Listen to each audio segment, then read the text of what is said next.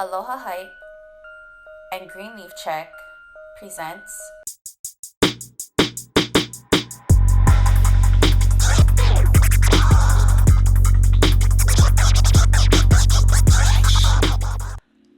What is up, everybody? Welcome back to Fresh Let's Vibe. I go by the name of Sheiks, and this is episode 4. Today, we have my homie Scholar, all the way from Kauai. Kauai, right? yes, ma'am. And now you're residing in Honolulu, representing. So when was the last time you went back to Kauai? When was the last time? Oh, man. Probably like 2 months ago. Yeah. And you had a show, right? Mm-hmm. You had a show. How was that? That was your first time back home. Oh, that's so sick. Or first time doing a show, right? Yeah. That was actually the second show I ever threw. So, like, bringing back home, like, oh, man. All of Kapaa showed up. It was so sick. Tell me about it. So how did it go? What did everybody say? Everybody that you haven't seen in years? Were there people from, like, high school there? They're like... It was like a high school reunion, basically. Really? Yeah. But, I mean, the whole town pretty much showed up. And, I mean, from, like, younger people to, like, older people. Like my mom showed up, my dad showed up, like all my whole family showed up, and then even some of the other performers, their family showed up too. So it was just cool. It was pretty awesome. It was kind of like a different. It wasn't just straight hip hop. There was like some R&B, some people like singing more island music, and then at the end it was kind of like DJ EDM type stuff. So I had like a good mix. Yeah. So. Is there a whole scene in Kauai compared to Oahu? Like, what's the differences? In terms of hip hop, it's not really too big yet. You know, okay. I mean, even Oahu is still growing, so it's just like Kauai. Majority of the artists, I don't know, it's not really hitting yet in terms of like them throwing shows and stuff like that, but. There's a lot of good, like there's this band called Kaha.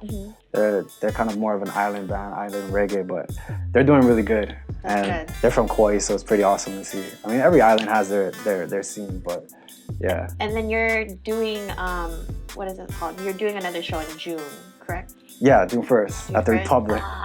Shout out to Malachi, Gausepohl Studios, man. It's going to be cool. CSRB is going to come. So, but yeah.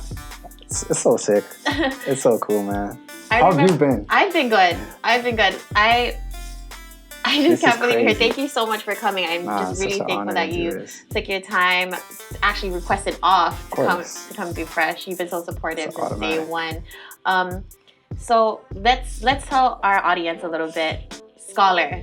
Tell us where you got the name Scholar. I know what it is, but I want you to tell everybody how you got it. Okay, Scholar. So growing up, actually kind of crazy. I never liked school, man. I hated it. Really? Yeah, actually, I wasn't really good at it. And I wasn't really like motivated to do better, but somehow my dad, when 8th grade, he's like, man, you're not going to do it. You're just not going to do anything like this. And then, I don't know, I just made a bet with him. I told him, I was like, you want to see? I bet. I don't know why he did it, but it worked. And after that, like, throughout high school, I just dedicated everything to school. And then, I went to college and it was. And you were valedictorian, right, in high school? Yeah, man. Yeah. And then college was kind of the same deal. And then. What were you going to college for? I wanted to be a doctor. Yeah. So you were on your way to being a doctor, and then majored in the sciences, and then graduated, and then I actually got accepted to a doctorate program for physical therapy in California. So I moved over there, but. I knew, that wasn't really what I wanted to do. And I don't know, I feel like everybody kind of has that passion. There's something deep down inside of them that like they really want to do. And so I went to California and then kind of started music. I was in San Diego at the time. There wasn't really a big hip hop scene there either. Really? Yeah, I don't know. I don't know why. It's one of the biggest cities in the nation, but so I came back and I met you. Yeah, I know, that was crazy. A Greenleaf Check, right? Yeah, man, that was. And then I remember your first show. I remember you worked so hard, and then when I got to know you, you told me that you had so little time to record in the studio, right? Yeah. The Process. Yeah, the Process. That came out last year. That was the first project. Yeah. So actually, I couldn't really find anywhere to go at first. I was kind of because I didn't really have any connects in terms of music.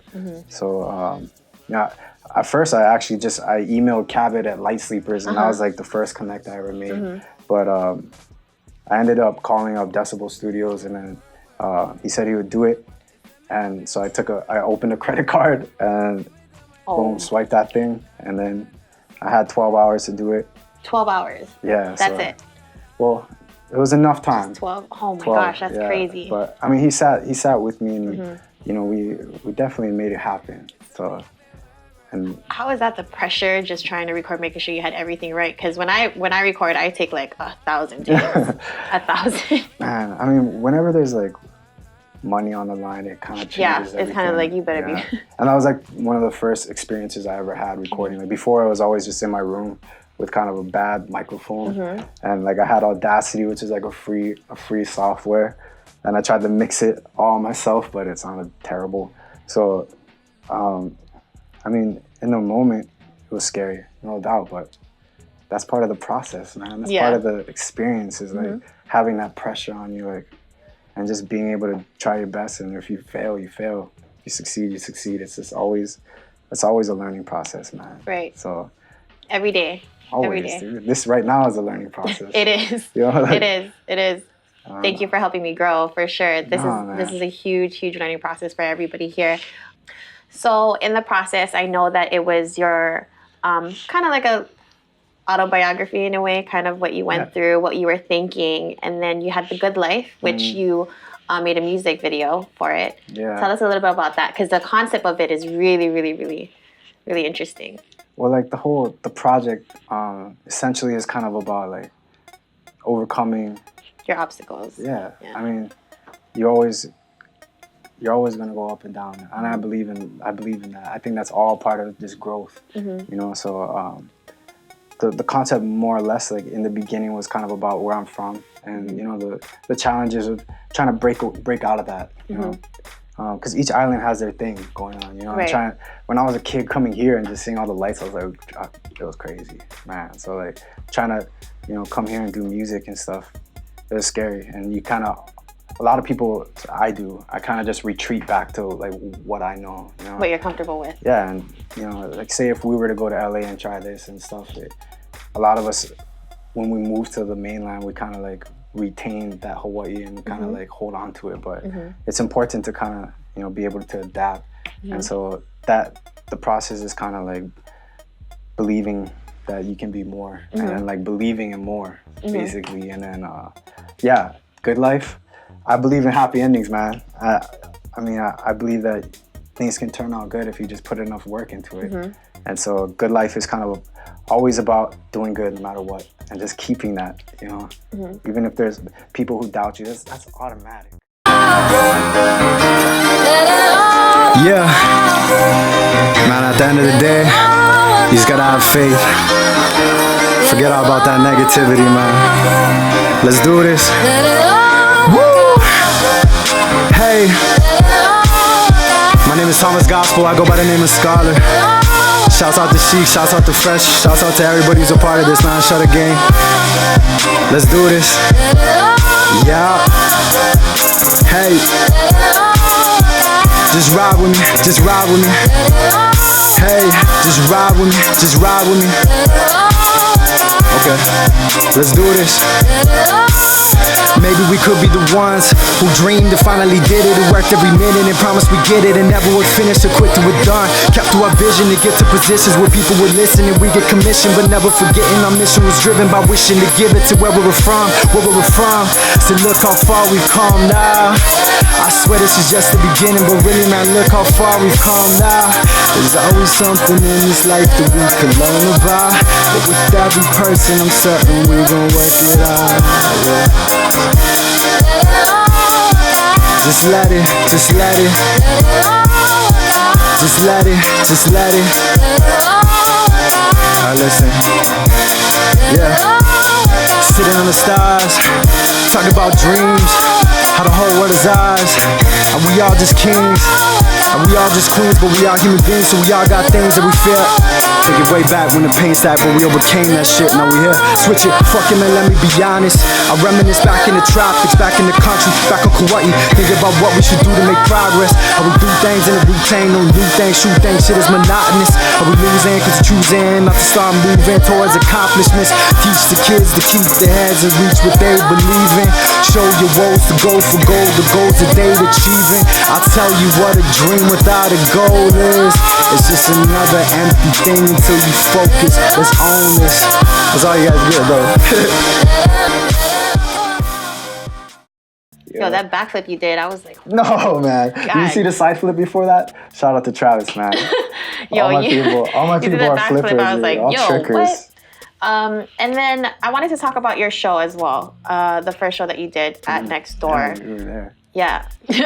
You were there when I was, Yep. It was so crazy. It was long ago, but when you told me that you were saving up, or whatever you got from the show, you were saving up for the Iloretta Brothers. I'm sorry, excuse me. Yeah. And I just saw the fact that you were donating.